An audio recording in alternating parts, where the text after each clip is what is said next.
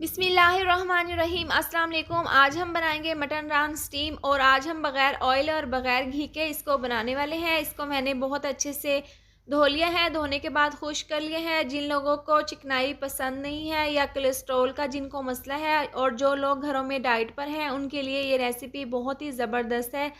तो छुरी की मदद से हम लंबाई की शेप में पहले इसके अंदर इस तरीके से गहरे कट लगा लेंगे ताकि जब हम इसकी मैरिनेशन करें, इसको स्टीम करें तो मिक्सचर का फ्लेवर अच्छे से अंदर तक चला जाए। एक साइड से गहरे कट लगाने के बाद इसकी साइड को बदल देंगे और दूसरी साइड से भी हम इसके अंदर इस तरीके से कट लगा लेंगे और अच्छे से इस तरह से कट लगाने के बाद इस हड्डी का जो जोड़ है इसको भी हम थोड़ा सा काट कर इसको हम इस तरह से मोड़ लेंगे ताकि जब हम इसको स्टीम करें तो स्टीम करने में मसला ना हो। तो यहाँ पर ये मटन रान तैयार है। इसके बाद हम मसाला तैयार कर लेंगे। तो एक बाउल में हम डाल देंगे 1 कप दही ग्राइंड किया हुआ।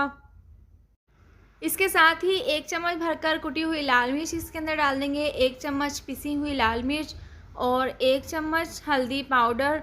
इसके साथ ही 2 चम्मच हम इसके अंदर डाल देंगे धनिया पाउडर और ये डालने के बाद 1 चम्मच भरकर हम इसके अंदर डाल देंगे पिसा हुआ गरम मसाला।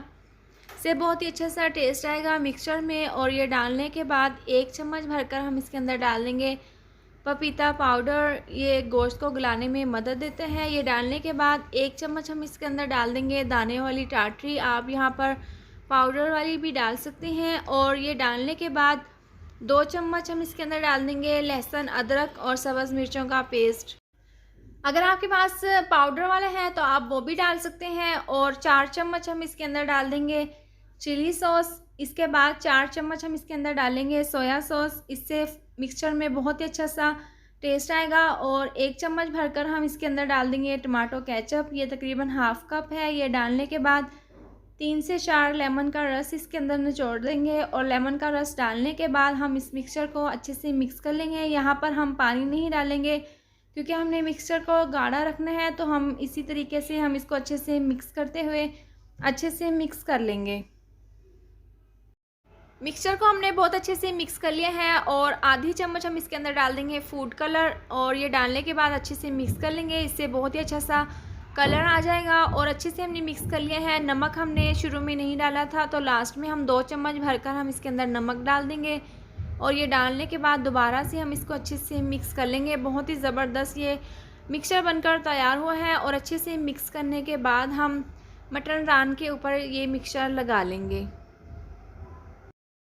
मटन रान को खुले बर्तन में हमने रख लिया है। इसके बाद जो मिक्सचर हमने तैयार किया है वो हम थोड़ा थोड़ा इसके अंदर डाल देंगे। और इस तरीके से डालने के बाद हाथों की मदद से हम इस मिक्सचर को पूरी रान के ऊपर अच्छे से लगा लेंगे। और जो गहरे कट हमने लगाए हैं इसके अंदर भी हम मिक्सचर अच्छे से लगाएंगे ताकि मिक्सचर का फ्लेवर अंदर तक चला जाए। और इस तरीके से हम मिक्सचर को थोड़ा थोड़ा इसके ऊपर डालकर पूरी रान के ऊपर इसको अच्छे से कवर कर लेंगे। इसके साथ ही अगर आपको वीडियो पसंद आए तो इसको लाइक और शेयर करें। चैनल पर नए हैं तो इसको सब्सक्राइब कर दें और साथ दी हुई बेल को भी प्रेस कर दें। एक साइड से हम इसको अच्छे से मिक्सचर से कवर कर लेंगे और एक साइड से लगाने के बाद हम इसकी साइड को चेंज कर देंगे और दूसरी साइड से भी हम इसी तरीके से मिक्सचर को लगा लेंगे।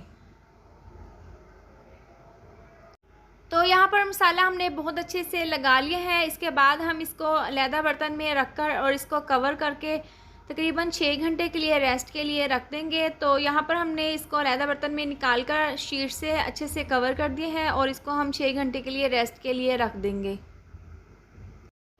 मटन रान को मिक्सचर लगा कर रखे हुए 6 घंटे हो गए हैं। इसके बाद हम इसके ऊपर से ये शीट इस तरीके से उतार कर इसको हम फॉइल पेपर में डालकर अच्छे से स्टीम कर लेंगे।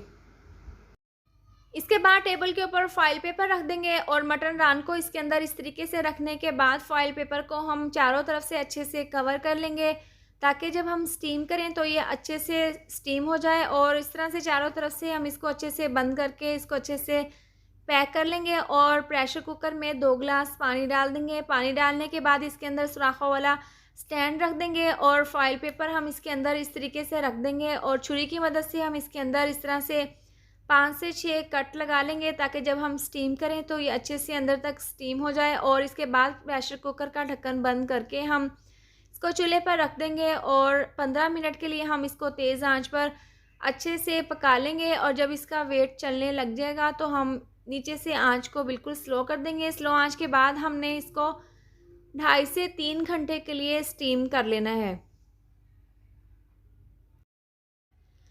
मटन रान को स्टीम होते हुए 2.5 घंटे हो गए हैं। इसके ऊपर से वेट उतार कर ढक्कन खोल लेंगे। बहुत ज़्यादा ये गर्म है, गरम गरम भाप इसके अंदर से निकल रही है। एक साइड से फॉइल पेपर को हम हटाकर चेक कर लेते हैं और अलहदा बर्तन में इसको हम निकाल लेंगे। तो मैंने यहाँ पर इसको अलहदा बर्तन में निकाल लिया है। इस फॉइल पेपर को खोल लिया है। आप यहाँ पर देख सकते हैं नीचे थोड़ा सा पानी है, तो स्टीम करते हुए इसका पानी थोड़ा सा निकल गया था। तो इसका पानी खुश्क करने के लिए हम इसको अलहदा बर्तन में निकाल लेंगे ताकि इसका पानी अच्छे से खुश्क हो जाए। तो यहाँ पर मैंने इसको डिश में निकाल लिया है। आप माशाल्लाह से इसकी फ़ाइनल लुक चेक कर सकते हैं कि मटन रान कितनी ज़बरदस्त बनकर तैयार हुई है। बहुत ही सॉफ्ट, बहुत ही ज़्यादा ये गली हुई बनकर तैयार हुई है। यहाँ पर मैं आपको तोड़कर दिखा देती हूँ। बहुत ही ज़बरदस्त हमने इसको पूरे 2.5 घंटे स्टीम किया है और बग़ैर ऑयल और बग़ैर घी के हमने इसको बनाया है। इसका टेस्ट बहुत ही ज़बरदस्त है। आप अपने घर पर या आने वाली ईद पर इसको एक बार ज़रूर ट्राई करें। बहुत ही ज़बरदस्त, बहुत ही जूसी ये बनकर तैयार हुए हैं। और इस तरह से मैं आपको क्लोज़ करके दिखा देती हूँ और इस तरह से तोड़कर दिखा देती हूँ। आप देख सकते हैं यहाँ पर ये कितना ज़बरदस्त फ्लेवरफुल ये बनकर तैयार हुई है। उम्मीद करती हूँ आपको मेरी ये मज़ेदार सी रेसिपी ज़रूर पसंद आई होगी। तो ये थी हमारी आज की वीडियो। अगर आपको मेरी ये वीडियो पसंद आई हो तो इसको लाइक और शेयर करें, और अगर आप चैनल पर नए हैं तो इसको सब्सक्राइब कर दें और साथ दी हुई बेल को भी प्रेस कर दें। अल्लाह हाफ़िज़।